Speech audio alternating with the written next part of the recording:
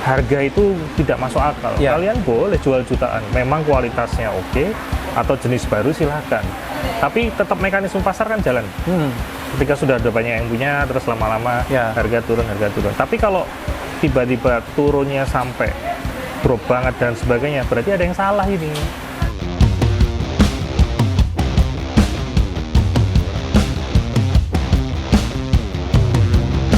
Halo, selamat siang teman-teman semua. Hari ini saya mengikuti CEO dari Gupi Indonesia, perjalanan menuju ke Jogja untuk melakukan syuting dan ngobrol-ngobrol bersama orang sana.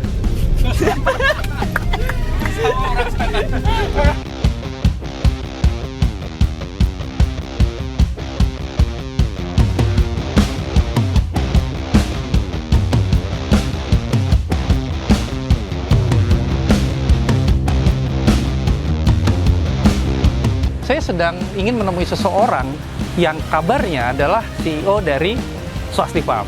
Dan kita ada di Kopi Ponti ya, Kopi Ponti di daerah Pulau mungkin ya. Kita langsung masuk saja menuju table 19 tadi katanya.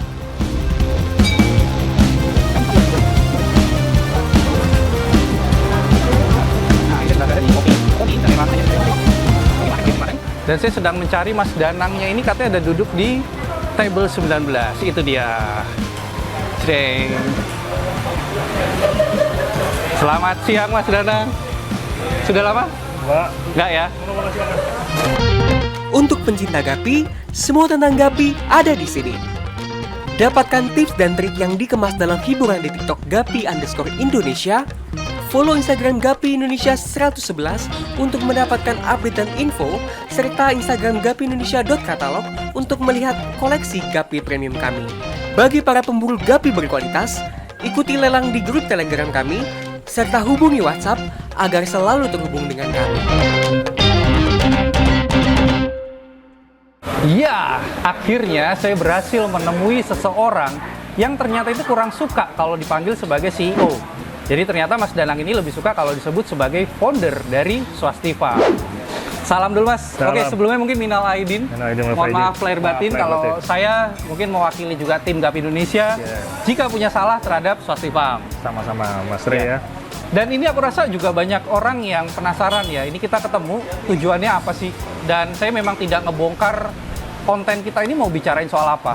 Jadi saya pengen semua bertanya-tanya dan pada endingnya adalah semua tahu nih maksud dari konten kita ini. Bahkan Mas Danang pun tidak tahu. Betul ya? Oke. Tujuannya ngopi. Nah, tujuannya ngopi. Untuk yang pertama mungkin saya akan tanya dulu nih ya, Mas Danang ini sebenarnya siapa sih? Bisa ceritakan latar belakangnya? Siapa ya? Ya seorang Danang Prima. Kalau dibilang siapa ya bukan siapa-siapa. Oke. Intinya hanya orang yang apa ya, mungkin kalau Mas Rey istilahnya motivator, kalau saya mungkin seorang yang lebih mengikuti naluri passion. Semua yang saya sukai itu saya berusaha untuk masuk di sana menjadi apa ya, menjadikan itu menjadi sesuatu yang menyenangkan. Menyenangkan itu secara hati menyenangkan. Syukur ketika memang itu menghasilkan, alhamdulillah. Tapi kalaupun tidak pun juga nggak apa-apa. Yang penting kita melakukannya dengan hati, melakukannya dengan senang, bukan karena terpaksa, bukan karena kita punya ambisi atau punya apa, enggak. Kita melakukannya benar-benar ngalir, semuanya ngalir, ngikuti falsafah Jawa aja. Semuanya ngalir, rezeki udah ada yang ngatur. Yang penting kita melakukan yang terbaik, nggak usah zolim sama yang lain, udah itu aja. Oke. Terus kemudian saya mau lanjut nih, ada berapa bisnis yang Mas Danang miliki saat ini? Swasti Farm kita tahu ya, di luar Swasti Farm? Sebenarnya core bisnis saya kan IO ya. Core bisnisnya IO? Core bisnisnya IO. Itu ada My Pro Komunika, kemudian ada peralatan eventnya kami di 87. 87 itu ada banyak divisi, ada sound system, lighting, multimedia, support, ada production supportnya, ada printing, digital print dan percetakannya macam-macam. Kemudian ada Krafton juga ada. Apa? Krafton. Itu ini ya? Merchandising, oke.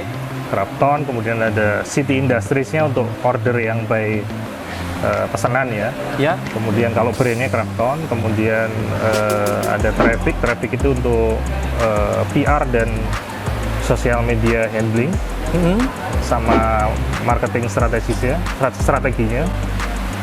Kemudian ada apa lagi ya? Bentar. Tapi semua di Ada lab. bidang media ya ternyata ya. Karena berangkatnya dari event. Dari event. Yang paling menyimpang sebenarnya ya swasti. Oke. Karena ini nggak ada turunan dari sini semua. Ya. Tapi itu passion yang lain. Sebenarnya strategi bisnis dari Swasti Farm awal dibentuk sampai sekarang, apakah masih sama? Sama. Masih sama. Boleh diceritakan untuk kenapa kok Swasti Farm itu ada tujuannya? Tujuannya adalah kita mau memasyarakatkan Gapi dari yang level yang entry, bener-bener yang ke anak-anak. Sasaran kita keluarga. Oke. Kita nggak pernah nyasar secara langsung misalkan ke profesional gitu. Sebenarnya Penghobi gitu sasaran- berarti bukan? Sebenarnya penghobi itu ikutan aja sebenarnya. Kalau kita ditanya itu 70% konsumen kita tuh Awam. e-commerce. Ya kalau saya ditanya, Mas Ray tanya saya pribadi, tujuan saya bagaimana setiap anak kecil ketika mengenal ikan, jangan cuma cupang deh. Oh, Bener ternyata kan? Gapi tidak mau kalah ya. Ya artinya kita bahu-membahu kalau dari anak kecil itu kita sudah bisa masuk. Kedepannya kalau Indonesia jadi pusat Gapi dunia itu bukan mimpi sebenarnya. Yes. Karena kita punya breeder terbanyak, kita punya potensi lahan yang luar biasa dibanding negara-negara seperti Rusia dan sebagainya yang mungkin kena musimnya. Iya, Kita kan tropis panjang tahun, lahan luas kan, dan apa ya, dan orang-orang kita kan kreatif gitu. Jadi kalau untuk kreasi jenis-jenis baru tuh saya yakin kalau semua punya basic dasarnya dan semuanya tertarik untuk meng-crossbreed, varian baru dari Indonesia itu tiap tahun bisa muncul banyak sekali dan itu akan dihargai sama dunia. Dan ketika Gapi ini benar-benar bisa masuk ke setiap isi rumah penduduk seluruh dunia, bayangkan Indonesia kayak apa. Nah itu tujuannya. Oke, itu tujuan besarnya ya, jangka Besarnya, panjangnya. dan tahap-tahapannya kan banyak yang dilakukan.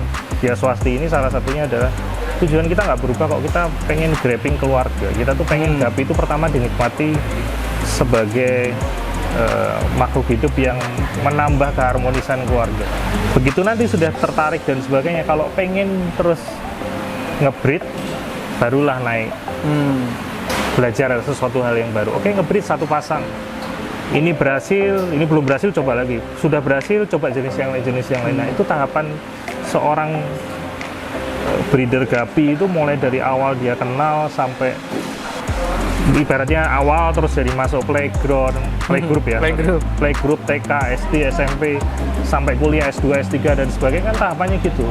Jadi kalau kita langsung loncat ke sini, ini pasti akan jadi instan. Ini kan seperti halnya ajang pencarian bakat. Ajang pencarian bakat, siapa sih yang bertahan? Dari sekian puluh penyanyi paling kan cuma 1-2 yang bertahan. Lainnya kan tetap. Nah, ini fenomena yang sebenarnya terjadi juga waktu pandemi juga sama ya. Yes. Banyak sekali breeder baru muncul dadaan, tapi motivasinya itu kan mungkin bisa dikatakan lebih dari 50%. Saya nggak berani bilang berapa datanya, karena kita nggak ada datanya. Tapi 50% lebih pasti karena motivasi ekonomi. Karena apa? Bisnisnya terdampak, kerjaannya terdampak, dan sebagainya. Itu nggak salah sebenarnya, nggak salah. Cuman ketahanannya itu ya yang akhirnya membuat jadi apakah itu bisa survive atau tidaknya ketika katakanlah di kondisi yang situasi demikian. Kawan-kawan yang mungkin memulai dari sana pasti akan satu demi satu pasti mungkin ada yang tidak fokus, mulai tidak fokus. Itu wajar karena motivasinya 50% lebih karena motivasi pengen survive dari sisi ekonomi, dan itu tidak salah. Tapi untuk dari sisi ketahanan, mereka yang bergerak dari bawah, dari suka dari melihara jantan-jantan, berburu yang 1.500-an sampai akhirnya ngumpulin modal untuk beli pasang, 2 pasang, 3 pasang, mesti akan lebih kuat daripada kawan-kawan yang mungkin bergerak langsung ke kuadran yang sini. Oke. Sekarang terus kemudian yang soal ketika seseorang memulai dengan motivasi mungkin yang 50% lebih adalah untuk ekonomi gitu ya. Mungkin gini, kalau saya bicara diri saya sendiri dulu nih. Basicnya saya dari kecil suka ikan. Hewan pertama yang saya sukai adalah mungkin ikan kecil, ikan pelati dulu. Karena ketika saya pulang sekolah, ada pedagang ikan hias yang saat itu mungkin ada ikan gapi tapi tidak terlalu menarik. Terus saya gini, permainan itu tidak saya lanjutkan karena mungkin hobi sebenarnya saya itu adalah cari duit, Mas. Ini rada kasar nih. Maksudnya hobi saya itu ternyata ibu saya nyadarin, kayaknya hal yang tidak kamu lepas itu adalah hal yang menghasilkan secara finansial. Kemudian di Gapi pun sama. Saya ketemu orang Solo dulu, orang yang istilahnya menyadarkan saya bahwa ikan Gapi itu punya potensi dijual 100.000 ke atas. Awalnya saya nggak percaya, tapi dia ceritakan potensinya bisa dikirim sampai 7 hari dia kuat. Saya tertarik masuk. Ya. Dan mungkin ketika saya tidak bisa menghasilkan profit dari sana, Gapi saya mungkin sudah berhenti, nggak sampai sekarang. Nah, tanggapan Mas Danang gimana nih? Orang yang hobinya nggak apa-apa. bisnis. Tapi kan gini, kalau orang yang hobinya bisnis itu dia akan mati-matian mempelajari. Oke. Ya kan? Mas Re masuk ke Gapi, tadinya dengar katakan apa orang Solo tadi bilang itu. Tapi kan Mas Orang Re kan, Solo juga itu ternyata pebisnis. ya, Dia pedagang. ya, Mas Re kan akan mati-matian mempelajari bagaimana caranya ini supaya profit ya. Yes.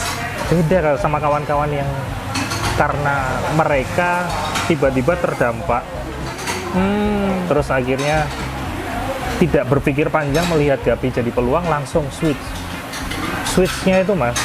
Ini yang kawan-kawan yang saya ya, mereka beli langsung, jenisnya langsung banyak, langsung ini. Mereka spend money tanpa berpikirnya mungkin lebih dalam lagi. Nah itu yang akhirnya terus jadi, katakanlah mereka di PHK katakanlah, dapat pesangon katakanlah 50 juta mungkin.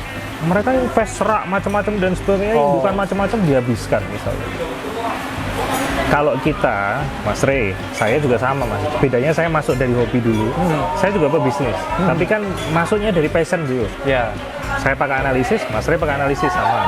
Paling bedanya beda tipis lah, masalah analisis bisnisnya.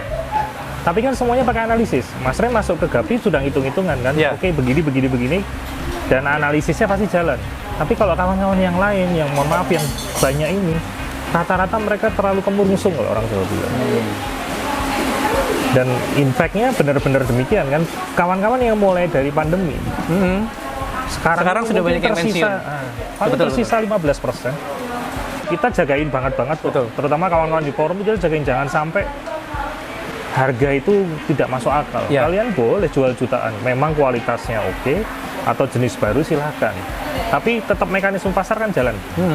Ketika sudah ada banyak yang punya, terus lama-lama harga turun. Tapi kalau tiba-tiba turunnya sampai drop banget dan sebagainya, berarti ada yang salah ini. Ada yang salah. Apa jangan-jangan ini kawan-kawan dulu yang masuk di fase pandemi ini tiba-tiba terus karena produknya mereka sudah banyak, mereka kesusahan jual, terus akhirnya jadi terjun bebas jualnya dan sebagainya. Akhirnya sekarang pemula mungkin yang masuk disodorin angka yang mungkin katakanlah 1 pair 250.000, mungkin aku lihat punya dia ada yang jualannya di bawah itu deh gitu. Ya.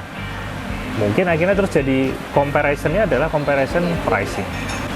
Oke, terus yang menarik nih, yang saya penasaran sih, jujur ini pertanyaan dari dalam diri saya sendiri, terkait bisnis itu jangan berkompetisi, bisnis itu berkolaborasi. Bisa dikasih tanggapan langsung? Boleh. Saya sebenarnya kompetisi itu ada di benak konsumen sebenarnya.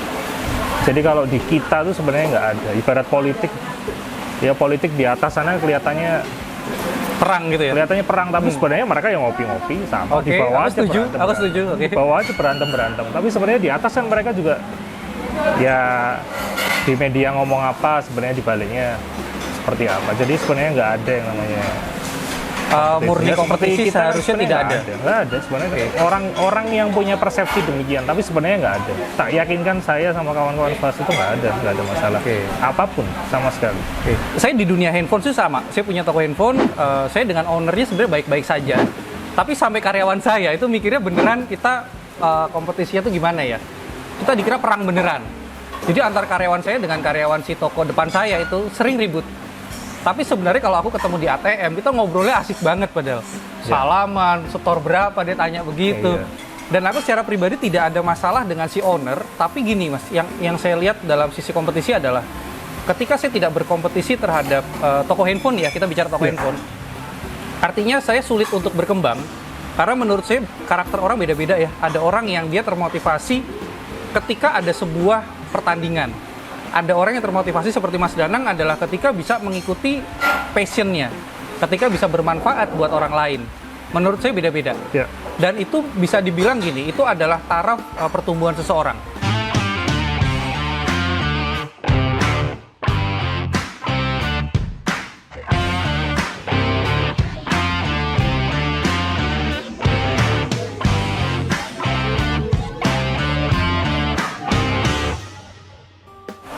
Satu pertanyaan dulu deh, yang tadi masih ganjel. Bener gak sih Mas untuk pelihara gapi itu susah? Soalnya saya ngerasa susah. Susah itu relatif ya, maksudnya Ya. kalau definisi susah itu relatif.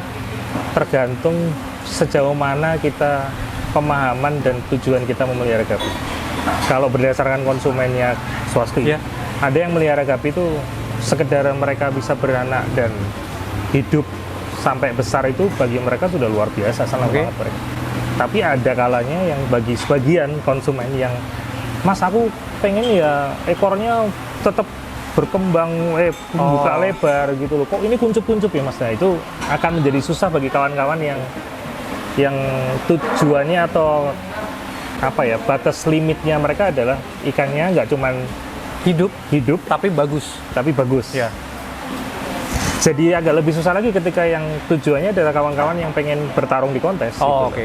Karena memang ini seleksinya akan lebih wow lagi, dan mungkin pemilihan indukan betinanya di tiap anakannya pasti lebih selektif lagi kalau mau hasil yang didapat lebih dari yang diharapkan untuk hasil baik gitu. Oke. Gitu. Jadi gitu, saya menyimpulkan gapi itu susah. Ya karena satu pengalaman pribadi, kedua konsumen saya. Jadi mungkin 70% mereka tuh 1-7 hari gapinya sakit atau mati. Ya. Makanya saya sampai pernah bikin konten bahwa gapi bukan ikan yang mudah. Karena ketika saya kenal Cana di tahun 2019, saya kenal pelatih, tapi lebih ngeri sih, pelatih itu matinya stres kayaknya. Dia bisa Ya. dek, sehat atau dek. Tapi kalau gapi ini masalah sakit. Ya. Mungkin ya kita bisa sebut penyesuaian. Itulah kenapa saya tidak pernah bilang gapi ikan mudah. Konsumen saya juga 70% bilang kenapa ya sakit, kenapa ya gagal adaptasi. Dan justru di sana edukasi yang menurut saya itu lebih penting, gapinya hidup dulu Ya. sebenarnya. Itulah kenapa terus saya membuat konten harus yang berdaya tahan tubuh kuat. Ya. Jenis sih bebas. Yang penting kalau saya belajar dari salah seorang breeder yang sudah lama, dia bilang selama gapi itu di cross ini maksudnya bukan beda jenis, Ya. tapi cross line ya namanya. Hmm.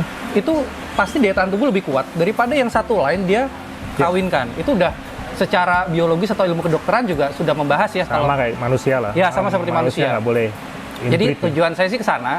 Terus cuma gini Mas, saya ada pertanyaan terdalam yang sudah saya simpan 2 tahun sebenarnya. Saya pengen tanya langsung terhadap sebuah konten YouTube swasti yang judulnya adalah YouTuber bodoh. Nah, itu kenapa kok sampai dia ditayangkan? Tidak ada konten kreator yang tidak pernah salah. Termasuk menurut saya, apakah mungkin konten swasti itu benar semua? Ya, saya tahu lah, tidak ada konten yang 100% benar. Pasti ada salahnya. Cuma kenapa kok harus dihakimi gitu? Nggak Ya, tiba-tiba ada konten YouTuber bodong. Dan di konten tersebut ya jelas-jelas sih yang dibahas adalah konten Gapi Indonesia. Saya sebagai YouTuber pemula tuh bergetar.